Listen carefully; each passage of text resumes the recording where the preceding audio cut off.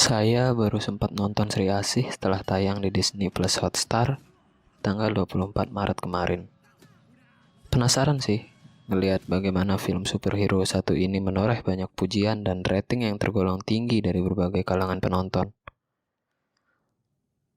Tapi setelah menikmati film garapan Mbak Upi ini, saya malah ngerasa Sri Asih dipuji berlebihan. Saya pribadi justru lebih banyak kecewa daripada puasnya.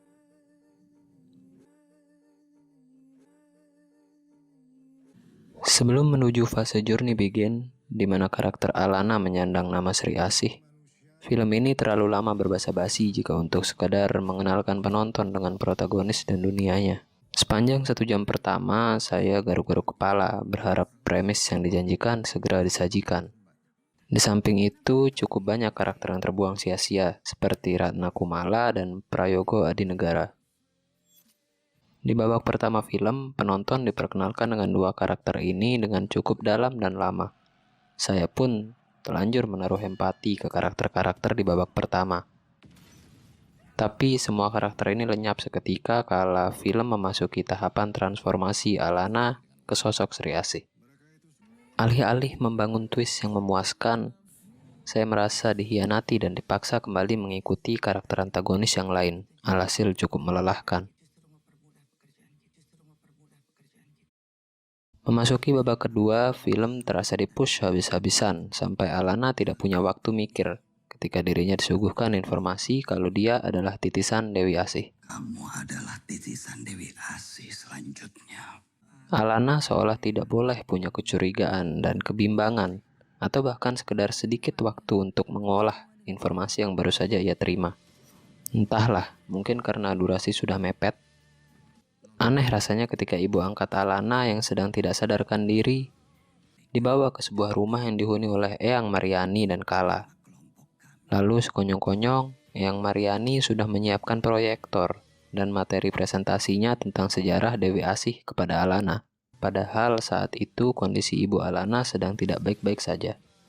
Terlebih lagi, Alana mendengarkan presentasi Eyang Mariani dengan hikmat. Selanjutnya, penonton dibawa ke scene semacam ritual yang mempertemukan Alana dengan Dewi Asih. Terasa ngebut sekali. Twist yang diangkat dalam film juga tidak sepenuhnya bekerja. Atau mungkin tidak bekerja sama sekali. Semua orang tahu sejak awal kalau bukan Prayoga yang akan menjadi musuh terakhir Alana, melainkan Jatmiko. Namun, penonton tidak diberi porsi cukup untuk dapat berempati dengan sosok Jatmiko. Penonton cuma dikasih kesempatan untuk tahu latar belakang Jatmiko, seorang polisi yang bekerja untuk kelas atas dan tampak muak. That's it. Dengan demikian, saya tidak peduli dengan pengungkapan karakter Jatmiko yang sesungguhnya ataupun kekalahannya yang konyol dan dipaksa mati karena durasi sudah 2 jam.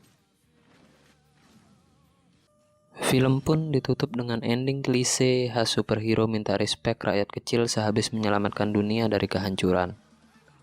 Ia turun di tengah-tengah kerumunan warga dan menunggu dielu-elukan. Saya berharap banyak kalau Sri Asih bakal menyentil perihal ketimpangan gender, sebab sosok hero-nya yang diperankan oleh perempuan. Tapi isu itu digunakan sebagai tempelan semata yang tidak begitu penting untuk alur dan karakterisasi. Cerita fokus pada perjalanan superhero yang klise. Selain plot yang basa-basi, Sri Asih terlalu banyak eksposisi lewat dialog. Bahkan bit akhir cerita, di saat semuanya tampak tidak ada harapan, Sri Asih mendorong cerita ke tahap akhir dengan cara yang tidak masuk akal. 1.000 orang penghuni rusun dibawa ke antah berantah yang perlu secepatnya diketahui Alana supaya bisa menyelamatkan nyawa mereka.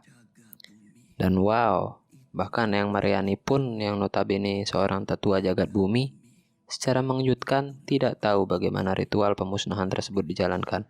Dan tidak tahu kemana para penghuni rusun dibawa. Dan malah meminta Kala untuk baca ulang buku sejarah kuno supaya dapat petunjuk.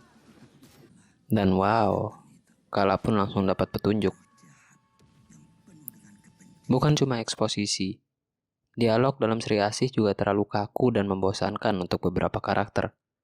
Perihal editing, film The Max, lokalitas ini beberapa kali berhasil membuat saya mengerutkan kening.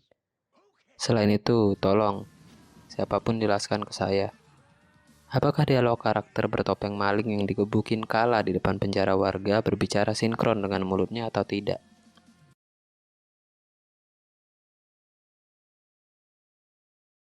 Saya mau bicara soal baik-baiknya sekarang. Sejumlah karakter berhak dapat aksi angkat topi dari saya.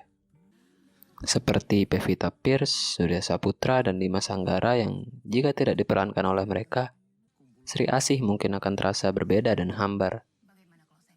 Musik dan scoring juga ditempatkan dengan pas dan berhasil menunjang sejumlah adegan. Perihal kostum dan artistik, nggak usah ditanya lah. Ini yang paling oke. Maaf, durasi video saya juga sudah mepet. Jadi segitu aja dulu pujiannya. Kalau boleh kasih rating, saya pribadi kasih ya 6/10 lah. Terima kasih, selamat menyaksikan.